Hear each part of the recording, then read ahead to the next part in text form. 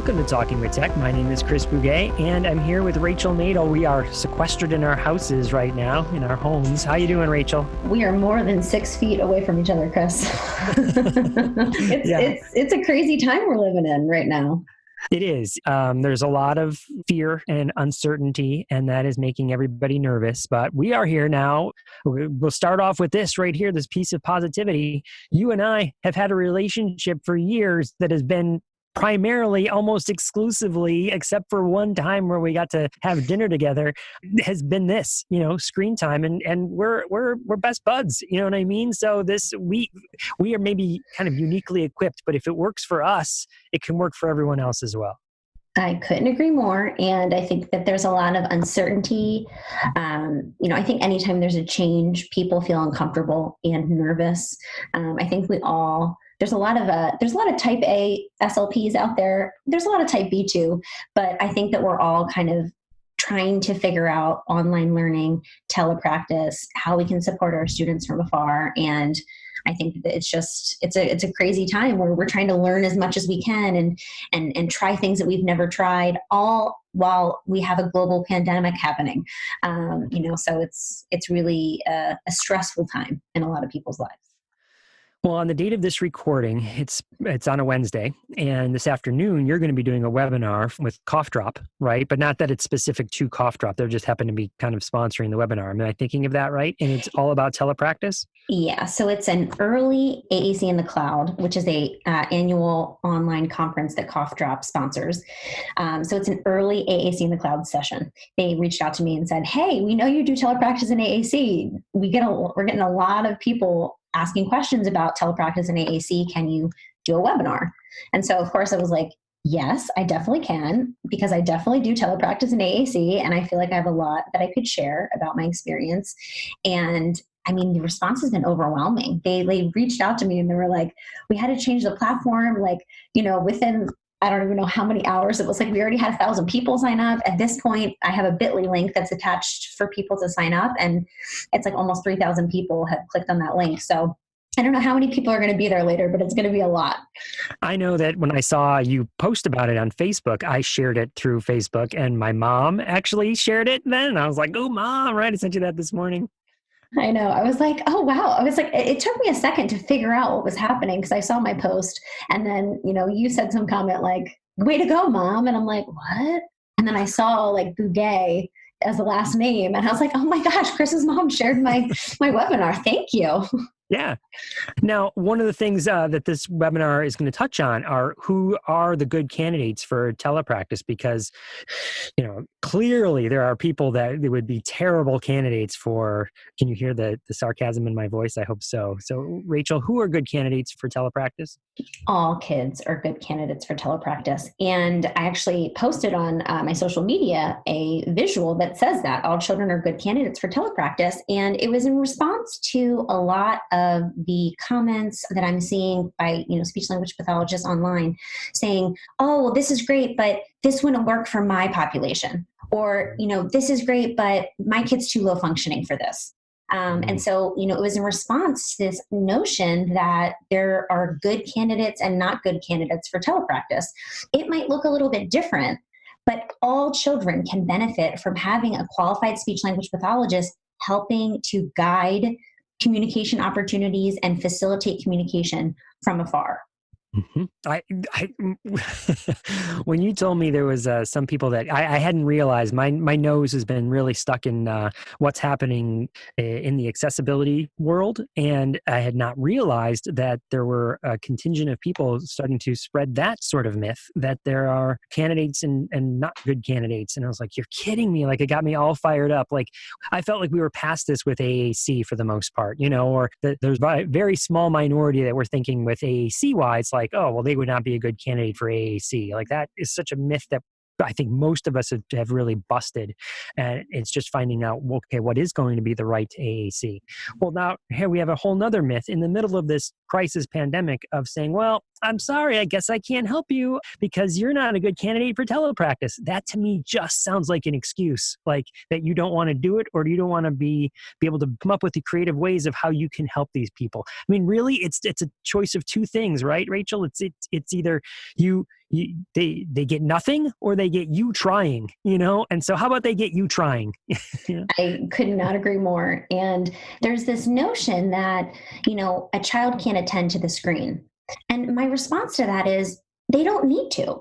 It doesn't have to look like that. And there's so many different things that we can do for children who don't have attention to look at a screen. It's this idea that telepractice has to be a direct service model.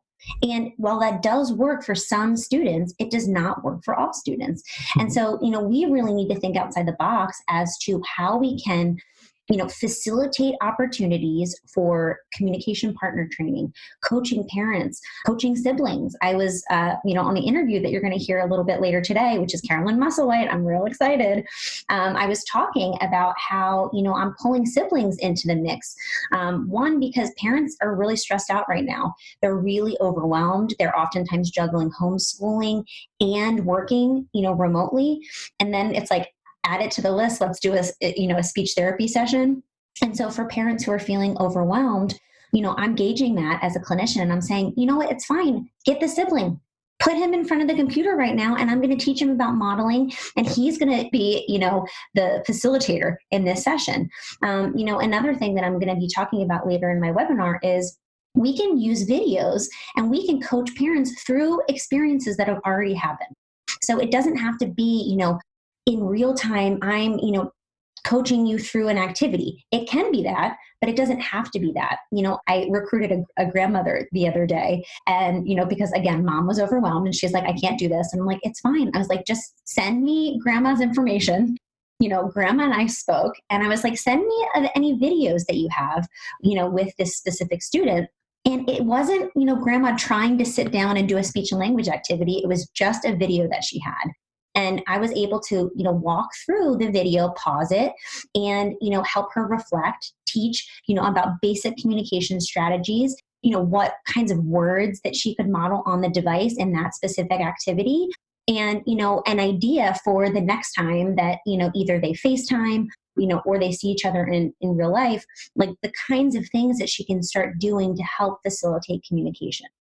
I feel like, and you're going to hear us say this later on in the interview, so I apologize for repeating it twice in the same episode, but I feel like it's important is that so many people think what you mentioned is that direct therapy model, right? And that's what therapy is a speech therapist or whatever therapist working directly with an individual. And what you just talked about was talking about how building up those communication partners, even if it's not the parent, even if it's some sort of other communication partner that is in the sphere of the AAC user, coaching them through it. And that is where telepractice can really benefit. And when I say that, I mean, that's one place it can really benefit. When I say that, I really think that the so much of therapy is direct services, but what if it wasn't? Like, what if our mentality completely changed? For years, we've been talking about doing communication partners, making coaching models, consulting models, said that's foreshadowing what's coming later. But what if when this is all over and we're past all this, this is just how we do it now? That direct therapy is only a small percentage of what we do. And really it's helping everyone else, the other teachers we work with, the other therapists we work with, the other parents, the siblings, the relatives, and anyone else, community partners, that we teach them how to do it. Absolutely. And I have to recognize that this is hard for people, right? Like what I'm asking is not easy. Right. And if I had an ideal situation, I would not be seeing a lot of these kids via telepractice.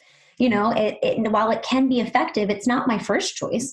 It's always my first choice to be sitting in a room connecting with a student in person. But the reality is that we don't always have access to students. Sometimes people live in remote places, which is why I do telepractice, with some families who don't live close to me. Other families, we live in LA. LA traffic's good right now because no one's on the road, but typically it's really hard, and so we can use these modalities and this technology to help support. But I recognize that it's not easy. And a lot of times it's stepping out of your comfort zone. Our comfort zone as speech language pathologists is like, look, I can do therapy. I can work with a student. I can, do all the things that I've been taught in my graduate program and in my clinical experience, about communication temptations and sabotage and, all of these things we know. And it's like we do them so naturally because we've been doing them for so long. So now what we're asking is like, okay, take a step back. Now you have to be a teacher, right? You have to teach these things that we do so naturally and so organically. And so sometimes that's hard to wrap your head around. Sometimes it's uncomfortable. That's the other thing that I think a lot of people, they avoid because they don't want to be, teaching. They don't want to be coaching because it feels a little awkward at first. And I would agree with that. I have a lot of experience coaching, clinicians and other therapists and parents.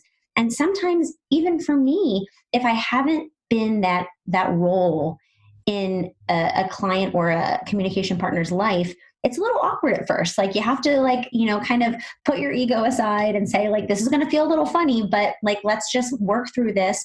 Let's collaborate. Like, let me help, get you through this activity or review a video and, in a very constructive way, go through it and say, what could we have done here?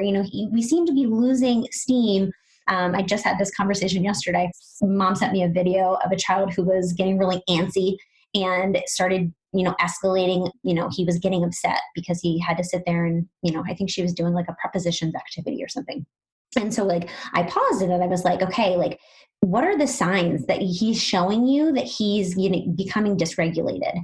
And so we just talked about those subtleties that, clinicians oftentimes can see. Parents don't really see it until it's like in their face. It's like, okay, he's crying or like he threw something, but like there's subtleties that lead up that he's telling us that he's frustrated right now. In this situation, we need to maybe scale back the demand. We need to bring something fun into the mix to change it up.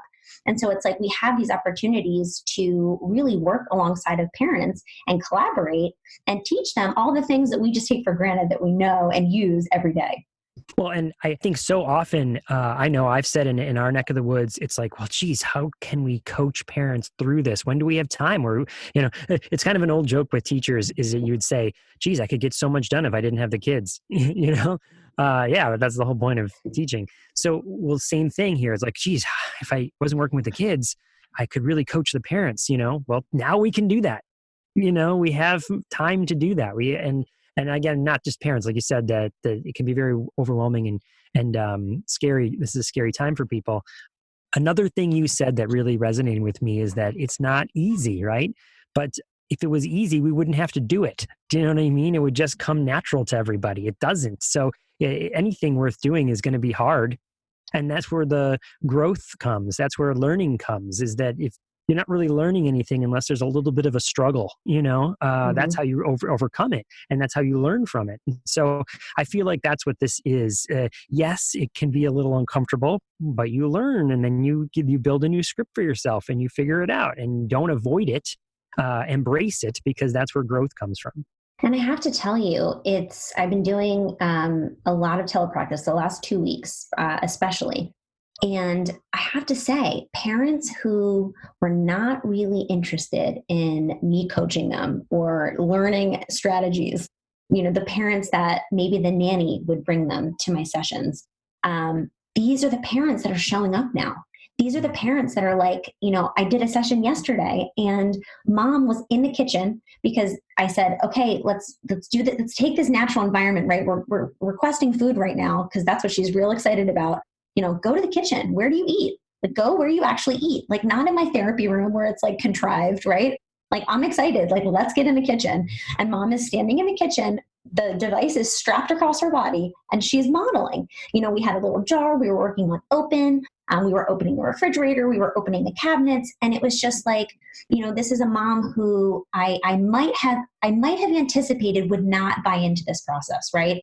Just given all that I know about everything leading up to our work together right now, I would have said, I don't really know. And I did think that in my head, but I'm like, you know what, we're going to try this thing. And, I'm just going to go for it. And I'm going to tell parents exactly I'm going to tell parents exactly the kinds of things that I want to start seeing them do that can help move the ball forward for communication. Because ultimately parents want to do, the best thing for their child. They want to do these things. They just don't know how. And it's like, that's where we have this opportunity, more so now than ever, because parents are kind of backed into a corner. No one's allowed to come into the house. So it's like, it's either this or it's nothing. And, I would encourage clinicians, it has to be something. It doesn't have to be the best therapy session you've ever had. It doesn't have to be the most creative. It just has to be something, because as we continue to go down this path, we're going to learn how to do better. We're going to have great ideas. They're going to come up naturally as we're doing this, but we have to start. Because if we don't start, we'll never know. And, our kids, they're the most vulnerable to not getting services, right? They're the most vulnerable population to not having the supports. And I'd argue that they're probably the most vulnerable to regress if they don't have the supports. So it's like, we really need to come together as a field and provide the support these students need now more than ever. All right, Rachel, we have this great interview coming up with Caroline Musselwhite. But before we get into that, let's talk about how we're doing on the goal of reaching 50 people in Patreon. So you had issued a challenge. Can we get to 50 people in Patreon? And oh, look, you are furiously checking your app to see, has anyone signed up just in the last few minutes to give us the latest update on the number? And so what's the number? How are we? Chris, we're at 47. 47, we're 3 people away.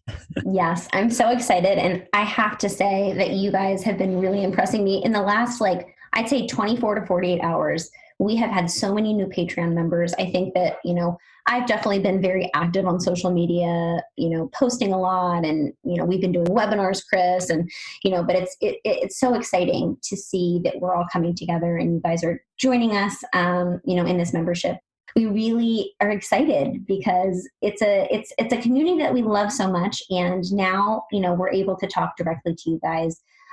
So thank you guys so much for all the people that have joined. I don't even know. It's been at least 15 other people since the last time we recorded. So we're almost there. We're 3 people away from getting to our goal of 50. And then, I don't know, Chris, what's next? 100? I think 100 would be the next goal, right? Let's double it, right? Just so people know, we have some bonus content that will be coming out as soon as we hit 50. We have, well, not as soon as, but soon after, that'll be coming out. And we have all sorts of plans about other things we'd like to do. So now's the time to please share out that Patreon. How do people access it, Rachel? You go to patreon.com/talkingwithtech. And so, Rachel, how much is it to sign up for Patreon? So we are asking for $8 a month, which is $2 an episode. We typically release 4 episodes a month. It's pretty straightforward. And I'm really excited because my ideal situation is that I'm going to start posting some clips of me doing telepractice for AAC. Because I've had a lot of our Patreon members already say that's something that they would love to see. And I think that we learn best through watching other clinicians. And so I've had some of my clients that have been very nice to agree to allow, the recording of our sessions for educational purposes. So I'm really excited to hopefully add some of that content to the Patreon very soon. We did get the first installment of money. What are some of the things we did with that money to put it back into the podcast? Well, we definitely paid our audio editor, Michaela, and Luke, our podcast producer, and we're actually building out a really amazing website. So we're really excited to eventually launch that. It's been kind of a crazy time where we haven't been able to dedicate as much energy to that, but we're building out a new website so that you guys can have a hub. Right now we have a bit.ly link, which has served its purposes, but we want an actual website so that you guys can go see our episodes, see the latest posts, sign up for our email list, all these things that we've kind of been building over time, we want to have in a shared location. So here's your chance. Please help us out by going over to patreon.com/talkingwithtech and signing up for whatever you can give, but $8 a month is what we're asking for. So thank you so much. Awesome. So let's head into our interview, Chris, that we just did with Caroline Musselwhite.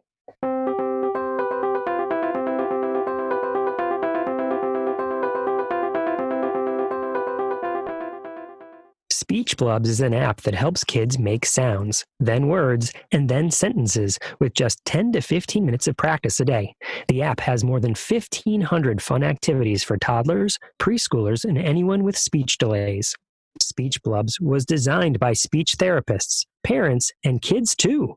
Video models using actual kids are a big part of its main methodology. Video modeling is an evidence-based practice supported by copious amounts of research to help kids learn language. The embedded videos in the app show kids speaking. The app then invites them to imitate the video model. Parents know that hearing their child finally say mommy, either with their voice or AAC, is a true milestone. SpeechBlubs has more than 1 million downloads, proving that the app could be a great starting point.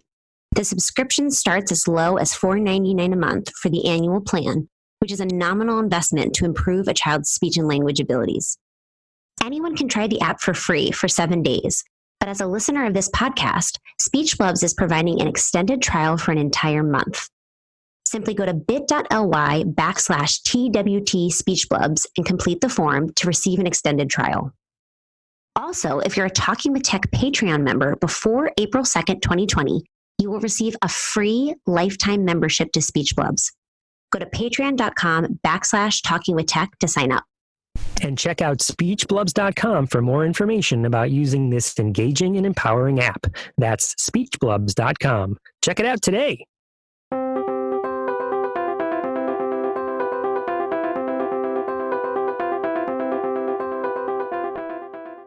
Welcome to Talking with Tech. I'm your host, Rachel Madel, joined as always by Chris Bugay. Hey, Chris. Hey, how's it going, Rachel? Good. We have a really special guest that's with us right now. Who? Tell everybody, who do we have with us? Caroline Musselwhite. Caroline, thank you so much for joining us. I'm so excited to have you on today. I'm really excited to be here. This is my first time with you guys, and I hope it won't be the last because this is such a great gift that you guys give to the world. Listen, well, thank Caroline, you for saying that. We've had a lot of people on this podcast, and you have been on my list. Like, we have to have Caroline Musselwhite. We have to have her. So I'm so excited that we finally made this happen. Me too. So let's start out with people who might not know who you are and what you do. Can you give us a little background about who you are and what you do? Sure. So I live in Phoenix, Arizona area, and I've been working with people who use communication devices since, since before there were very many devices, the more just paper boards. And so it's been about 45 years or so. And I'm very passionate about the areas of working with people who use communication devices and people who are struggling with literacy, people who everybody has said, no, it's not for those students. And it makes me crazy. And so my two areas that I'm really excited about are augmentative communication and literacy. My background is I have a doctorate in speech pathology with a minor in special ed for students with really significant disabilities. So I've worked in hospitals and clinics and schools and day centers and gotten to teach some courses and just had a very varied experiences and lots of fun. So you said you've been working in the field for 45 years. How did you get started in AAC? I mean, what was your first impetus? So, Chris, you and I got to have a really long conversation about that, and this is going to be the Cliff Notes version.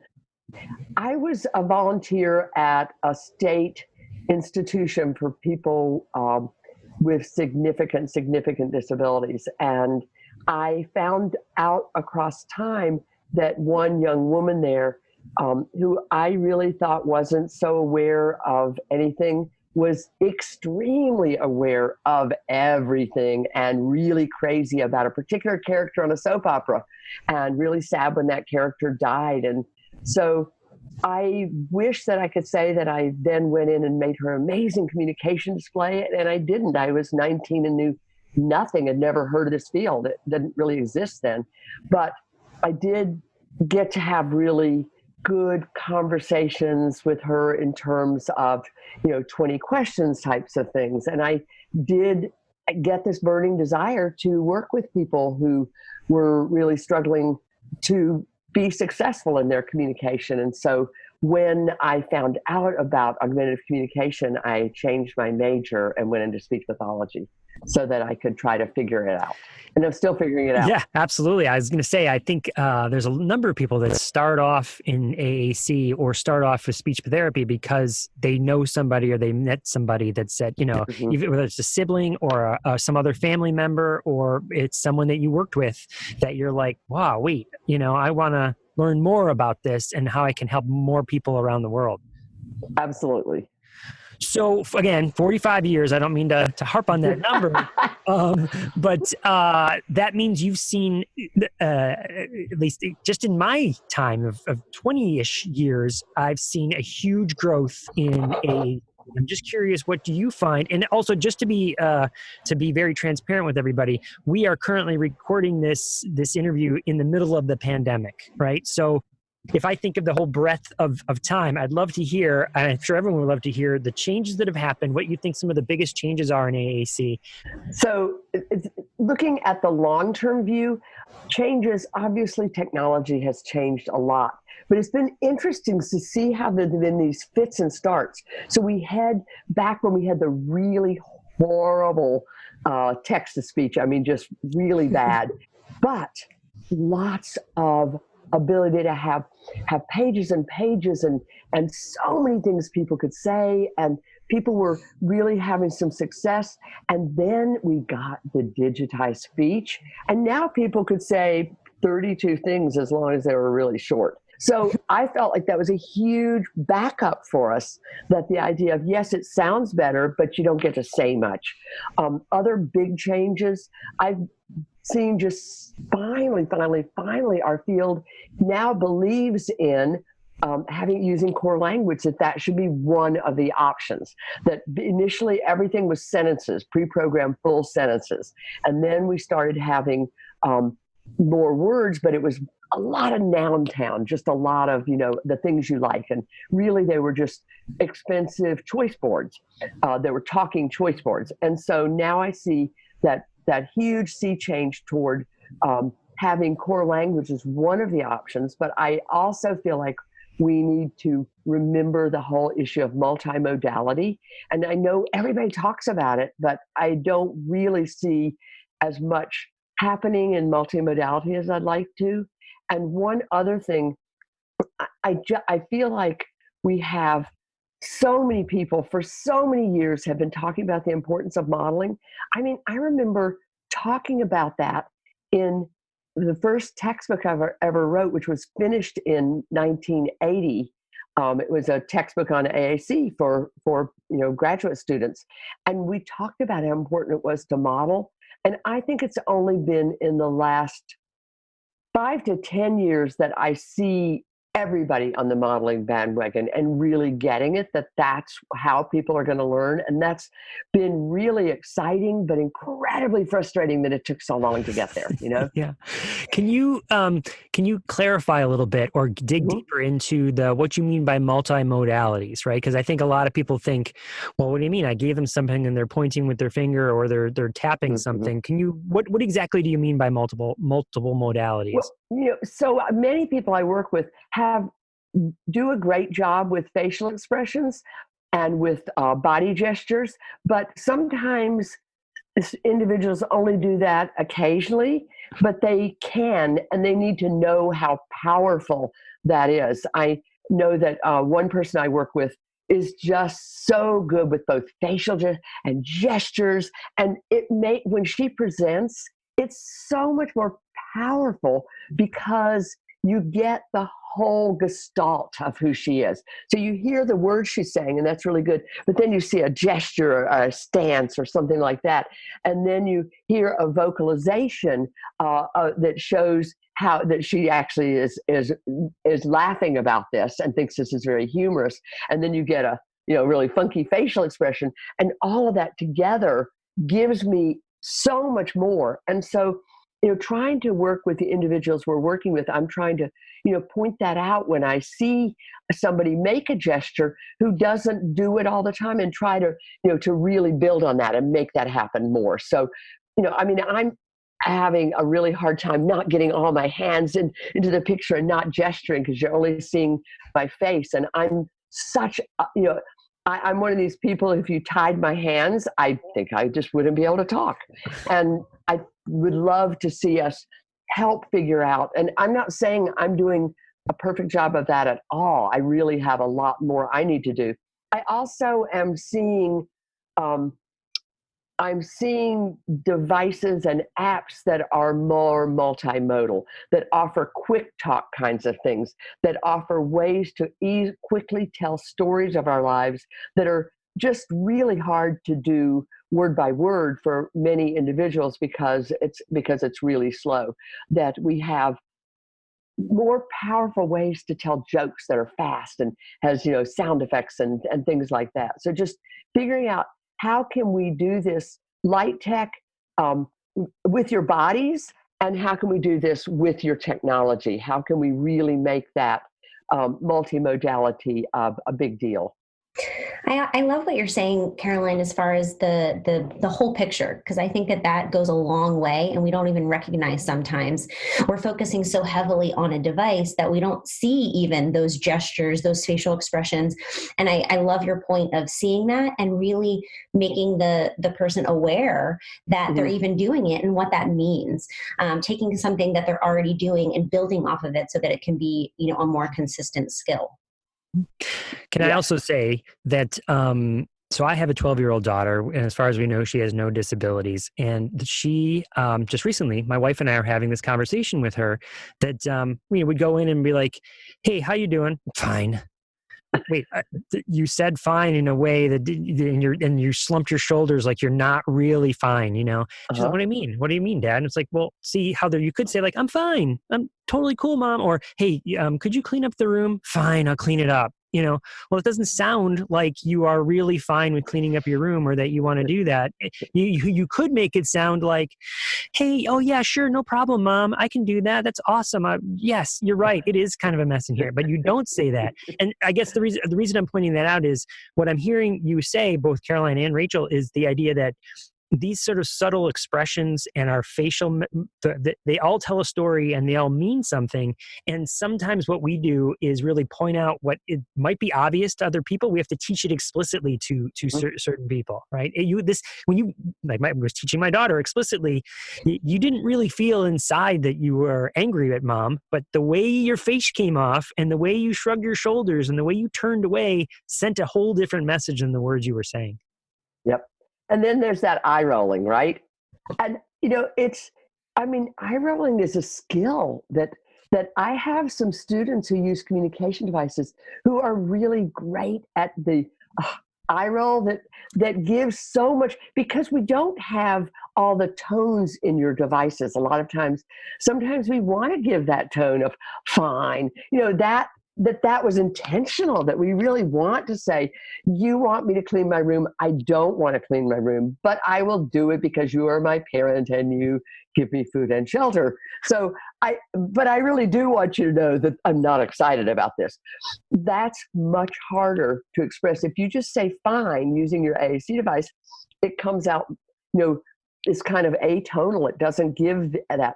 And so giving that body expression to say, yeah, that's fine. I'm really happy about that suggestion you gave. You just said, hey, we're going to have pizza for dinner. Fine. Or, clean up your room. Fine. I think it's really important to help people recognize how to be more successful in sharing what they really meant to share, rather than just letting the device do the talking, because it isn't always so effective. Yeah. So something, Caroline, that you are sort of famous for is this concept of communication circles. But if people haven't heard of it, can you describe what that is? And, how would someone get started using it? And then really, because we're living in this pandemic, what does that look like in a distance learning sort of environment? Okay. So communication circles are circles of peers to help an individual learn to use their communication device, but it's peer partners. I really think that's important, because it's really easy for it to denigrate into, let me help this poor student. And that's not the point at all. It's supposed to be collaborative brainstorming on how we can be successful, helping individuals think about how to customize the device to really show your personality, but also modeling. More people who are modeling on the device, and more people having conversations with an individual who uses a device, and people that they really want to talk to. Because I have seen, for example, so I have an example of a young woman who's maybe a fifth grader who was practicing giving compliments, because it's a really good way for partners to want to have that conversation with you, because we all like to be complimented. We all like to have personally meaningful questions, et cetera. So there are certain things we can do that are kind of easy to teach. So we were teaching how to do compliments in this communication circle. And when the young woman gave the compliment, "Your shirt is very pretty," then her partner went, "I know." And it was such a different response that if I could have done that, and seriously, there would have been synchronized eye rolling from the entire group because it would have been so dorky if I had done that. But for her peer to do that was so motivating and made this young woman want to do it again. It's like, oh my gosh, this was really fun.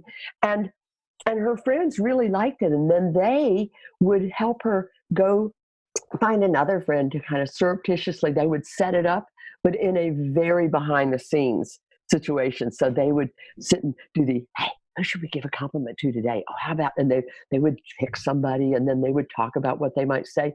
And then they just call the friend over, and the student would give the compliment in a really natural way. And it was a great way for making connections. So communication circles are about supporting your peers, modeling, having a lot of fun, and it's very planful and thoughtful. And I have, webinars at Exceptional Ed, and I have, books about it and so forth. But now let's think about what happens when you're not at school. So if there already is a communication circle set up, then we could definitely have someone try to facilitate that distance learning. The trick is going to be that the facilitator is not in the same room as any of the peers. Mm-hmm. But I really want to be thinking more about how we're going to keep communication circles going during this time. But I think the easier, quicker way to do it is to think of your family as your communication circle. We've got to think about opportunities. There have to be silver linings at such horrific, scary time. And so if we can think about what are some things that can actually be better because we're stuck at home. And one of the things that can be better is that your siblings can learn a new language. So my grandchildren are each learning a new language during this time, okay? They each picked a language and they're trying to learn a new language. How about if siblings learn the language of AAC, which is actually fun to learn? I mean, kids really enjoy trying to find where are these words on, figuring out the patterns of the device and how can I find this and how can I find that? But it's then gets beyond just how do I find it to how do I use it? How do I model it? How do I have these fun interactions? So I'm going to do a webinar with Exceptional Ed next week, and we're going to talk about how families can set up communication circles. And I'm going to another thing I'm going to do is to start a Dropbox and have an activity every week for families to do. That would be part of it, that during the pandemic. I'm not saying I'm going to do this the rest of my life, but while we're sheltered in place, that I will have one activity a week that people can do as a family that would be a fun activity that would help everybody, and everybody has to use the communication device so that everybody's learning, and it's on all of us, and we're really all getting better at it. And just that connection of feeling, we did a Zoom meeting last week for a literacy group that I run every Friday with 3 teenagers who have Rett syndrome and their parents and siblings. And I saw more engagement from one of the siblings. It's like she really feels like we're in this together. And I saw her so engaged, so supportive, just much more excited about it. She's a teenager and she was kind of like, whatever. And now she's bought in. She really wants to be part of this. So I think that we can tap into that sense that we're, kind of on our little island together, and what can we do to make it a better island? I love that. I think that, incorporating siblings is something that we always aspire to do and we always try to do, but mm-hmm. you really nailed it when you said, like, we're kind of being forced in a lot of ways to do things that we think outside the box and do things that we, maybe normally wouldn't have the capacity to do if we're, a school-based SLP, or, even in private practice, I, don't oftentimes get that glimpse into the home environment. and I love incorporating siblings, in my sessions. Now that they're digital, it's a lot easier. I see brother over on the couch and I'm like, bring him over, and I'm able to, very easily incorporate siblings into the recommendations that I'm giving, the teaching that I'm doing with parents. And kids are really excited. They're my special helpers. And I'm like, okay, I'm going to check in with you next week. Like, how many times are you going to model that on the device? And so it can be a really fun game that you play with kids as a way to get them involved. And like you said, kids are way more receptive to peers than they'll ever be with adults. And so, if we can get siblings facilitating communication and, building stronger connections with their, siblings who have AAC, it's a beautiful thing. We're really trying to do some pranks. I mean, how fun are pranks, right? And so it's just such a great time to start pranking each other. So I'm working on sharing lots of pranks, and my grandson turned 8 yesterday, and his favorite present, I don't have any idea what else he got, because the only thing he wanted to talk about was, well, he didn't want to talk about it, he wanted to show it while we're FaceTiming. He immediately got out the whoopee cushion, and he's just having so much fun whoopee cushioning us. And then he's doing it with his brother and sister all day long. And so this is just something fun. And so we're trying to figure out also, what do you have already in your house that you could use to do a prank? And so I just learned a new one yesterday, that you can have a raisin, and you have the raisin hidden in your hand, and then you go, ooh, there's a fly. And then you drop the raisin and you hit it, and then you pick it up and eat it. Oh, that's so funny. Is that a great prank or what? And then, of course, about making brownies for people, right? I made you some brownies. And do you know what brownies are, Rachel? I don't. Oh, so this is perfect. You've taken a brown construction paper and cut out a bunch of E's, the letter E, and you put the E's on on a plate, and you cover it with an aluminum foil. And this is a type of thing you could leave at somebody's doorstep, and then you could FaceTime them opening it and looking at the brown E's, right? So, or you could do this digitally, showing it to your grandma.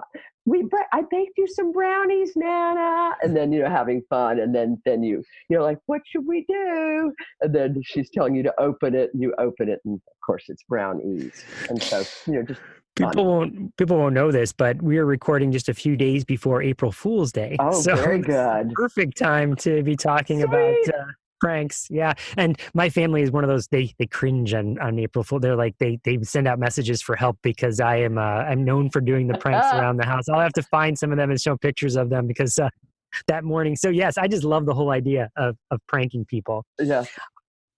Let me ask you another quick question here about the communication circles. I feel like, and especially in this distance learning, I feel like if you looked at therapy just in general around the entire country before the pandemic, you might say, and again, no hard data here, this is just me speculating, 90% of therapy was direct therapy and 10% was sort of a coaching or consulting and working with the peers. And, you have communication circles, but that's on top of me doing some sort of individual thing. Right.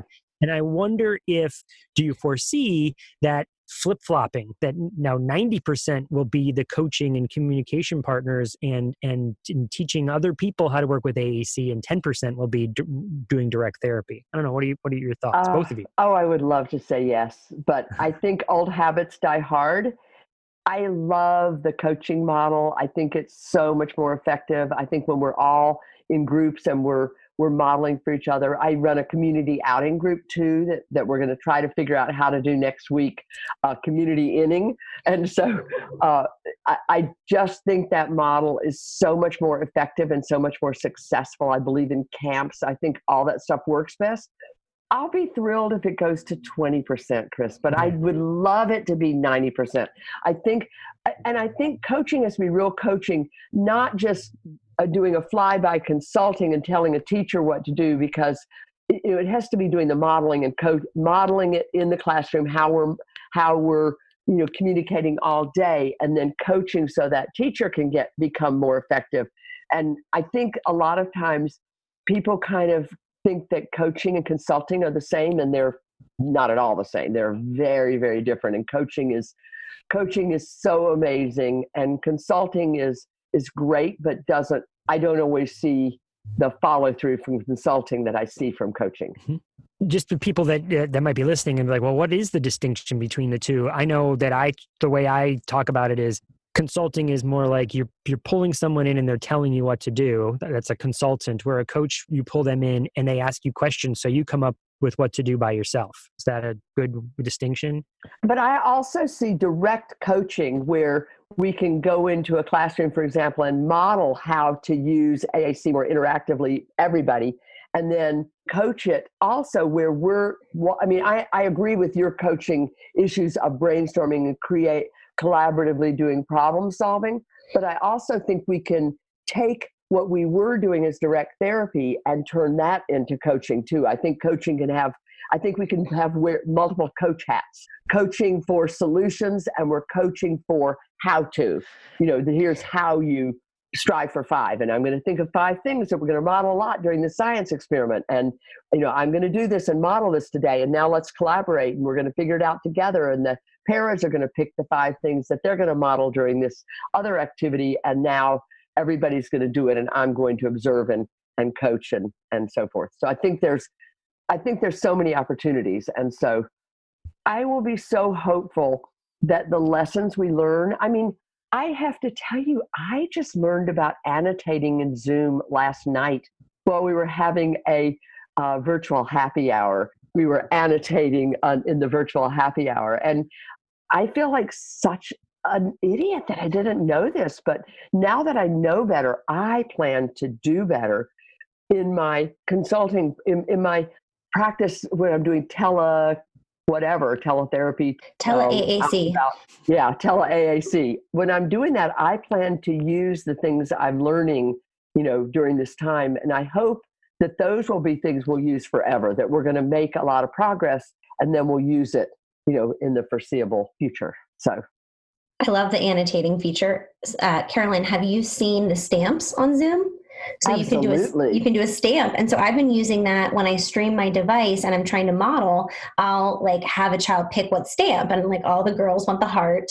Yes. But anyway, I'll use the stamp on the word that I'm modeling, because part of the problem is, when we're typically modeling, we can see, a hand, right? We can see the hand moving around the screen. It's not as easy when you're just mirroring your iPad screen to, your computer. And so a workaround is using those stamps or there's a spotlight feature. So I've been really... I love the spotlight. Yeah, I'm very excited about the spotlight. So yeah, I just think these are going to be such powerful tools that I can see myself using them when for example, my literacy group, we're projecting up onto the Apple TV. So I can see me figuring out, okay, these tools I've used, I'm not going to give them up. Once I'm in the same room, I'm still going to want those same tools, that they're going to make things more, more helpful. I use my document camera all the time. I happen to have one. I've seen online how people are figuring out little using their iPhone on a little platform with a can of soup behind to keep this platform from tilting as a document camera. So it's bringing out the creativity in all of us. And I am a major knitter, spinner, weaver kind of person. And so I really love using creativity in my fun times, but I love creativity at work too. And I am excited about that. So I think we have to be continually looking for these silver linings and then trying to keep them. And once we're back to whatever normal is, then we still want to be keeping the excitement of being creative and being out of the box. We want to thank Caroline so much for coming on. She also shared a special resource. We're giving away 5 copies of her brand new resource, Social Scripts and Pranks. The day that this audio will air is April Fool's Day. And there's no better way to support communication than to get kids laughing. And she has an entire amazing resource all about social scripts and pranks. We also wanted to say that we are thinking about all of our listeners during this challenging time, and we want you guys to stay safe. And if there's anything we can do to support you guys, please let us know.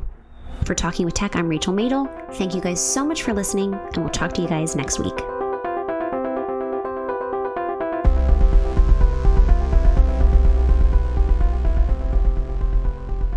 Please listen carefully.